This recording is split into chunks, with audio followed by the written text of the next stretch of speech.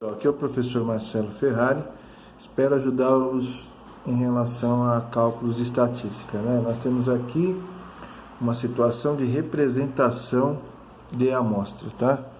Então nós temos aqui, como é que nós representamos essa amostra? Nesse caso aqui, separar frequência absoluta e frequência relativa, né? Na realidade a gente faz a distribuição correta de frequências, certo? Então nós temos aqui um quadro, né? Consideramos o quadro seguinte, que nos mostra as notas de 20 alunos do quarto semestre do curso de matemática da Uninove, por exemplo, tá? Então nós pegamos os dados de 20 alunos e esses 20 alunos tiraram essas notas, né? Então teve aluno que tirou 1, 8, 4 e assim por diante, tá? Vocês percebem o seguinte, que nesses dados aqui eles estão desorganizados, né? Então, quando nós falamos o que é rol, tá, de um dado estatístico, a gente tem que colocar esses dados aqui em ordem, seja a ordem crescente ou decrescente, tá? Então, nós temos que organizar esses dados, né? Então, o primeiro passo é organizar esses dados, que nós chamamos de colocá-los em rol, tá? Então, o primeiro passo seria colocar esses dados de ordem crescente ou decrescente. Nós obtemos o que? O chamado rol, tá? Aqui nesse caso, aqui ele já está na ordem, tá? Nós colocamos em ordem crescente, do 1, no caso, até o 10. Alunos tiraram de nota 1 até 10. Então, nós colocamos na ordem crescente, né? 1, 2, depois 3, 4 e assim por diante, tá? Então, quando eu coloco em ordem, que nós chamamos o rol aqui, o que eu tenho que fazer depois disso? O próximo passo seria calcular a diferença entre o maior e o menor, a maior e menor nota, né? Achando-se a amplitude total, tá? Ou range, tá? Que é a letra R. Então, o que é o range? O range, na realidade, é a amplitude desses dados estatísticos, né? Então eu tenho que fazer do maior menos o menor. No caso, o maior seria o que? A nota 10, né?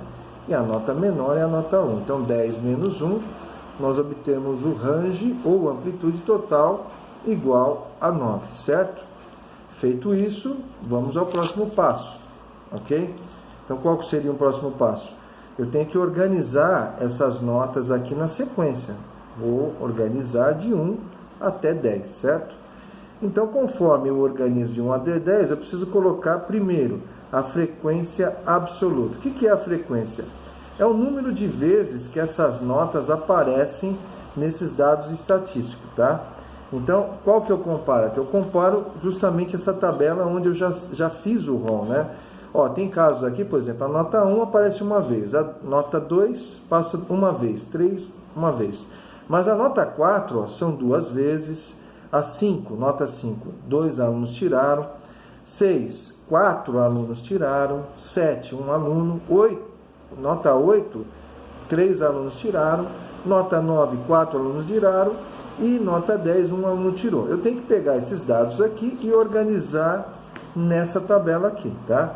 Então, o que eu vou fazer? Vou colocar a frequência absoluta. A frequência absoluta determina o quê? A quantidade de alunos que tiraram uma determinada nota. Aqui no caso, nota 1, 1 aluno, nota 2, 1 aluno, nota 3, 1 aluno, nota 4, 2 alunos tiraram, nota 5, 2 alunos tiraram, nota 6, 4 alunos tiraram, nota 7, 1 aluno tirou, nota 8, 3 alunos tiraram, nota 9, 4 alunos tiraram e nota 10, 1 aluno tirou, tá? O total foram de 20 alunos, tá?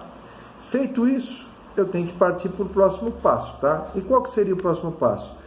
O próximo passo seria organizar em uma tabela de frequência total, tá? Ou a frequência absoluta, né? Que seria o FI, frequência acumulada, tá? Que é o FAC, certo? E as frequências relativas, tanto da frequência total ou absoluta, que é o FI, e a porcentagem, tá, da frequência relativa em relação a porcentagem, que é a frequência relativa em relação à frequência acumulada, tá? As porcentagens da frequência acumulada e as porcentagens da frequência total ou absoluta. Primeiro, que eu preciso analisar aqui o número de classes, eu preciso calcular isso daqui, tá? Se os dados que eu coletei forem inferiores a 25, menor ou igual a 25, nesse caso aqui é 20, tá? Eu tenho que usar um número de classes igual a 5, tá? Se for maior do que 25, eu tenho que usar o número de classes que vai ser igual a raiz quadrada de n dados, certo? N dados, tá? Então, aí depois que eu fiz isso, tá? No nosso caso aqui, menor do que 20, então eu uso o número de classes igual a 5, tá? Sempre igual a 5. Se for maior que 25, ou mais próximo de um número inteiro, você tem que colocar, de um número inteiro, tá? Aqui no caso, quando você usa a fórmula de Sturges, né? Você usa quando você tem um número de dados bem grande, né? Aí você usa essa fórmula aqui, 1 mais 3,3 vezes log de n, usado quando n é muito grande. Mas no nosso caso aqui, como são 20 dados, a gente vai usar o k, que é o número de classe igual a 5. Beleza? Feito isso, como é que nós organizamos isso daqui? Vamos lá. Venhamos aqui. Então, nós temos n igual a 20, ou seja, n é menor que 25. Então, eu utilizo o k igual a 5.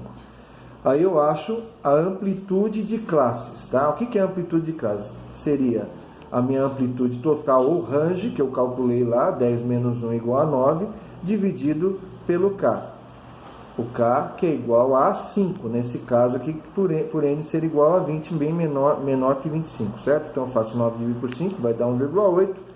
Esse 1,8 eu tenho que arredondar para 2. O que é 2, né? Seria, nessa faixa aqui, tem que ser de 1 a 3, né? De nota 1 a nota 3. Então, são 2. Aqui são duas notas, né? De 1, 2 e 3. Depois aqui, duas classes também, né? Em cada classe, dois intervalos, né? De 3 a 5. Na terceira classe, 2 intervalos também, de 5 a 7. Na quarta classe, 2 intervalos de 7 a 9. E na classe 9 a 11, 2 intervalos, né? Então tem que separar tudo isso daqui. Aqui é intervalo fechado e aqui é intervalo aberto. Na próxima aula nós estaremos explicando sobre isso daqui, tá? Então aguenta aí que eu vou passar mais algumas informações, ok? Um abraço, até mais.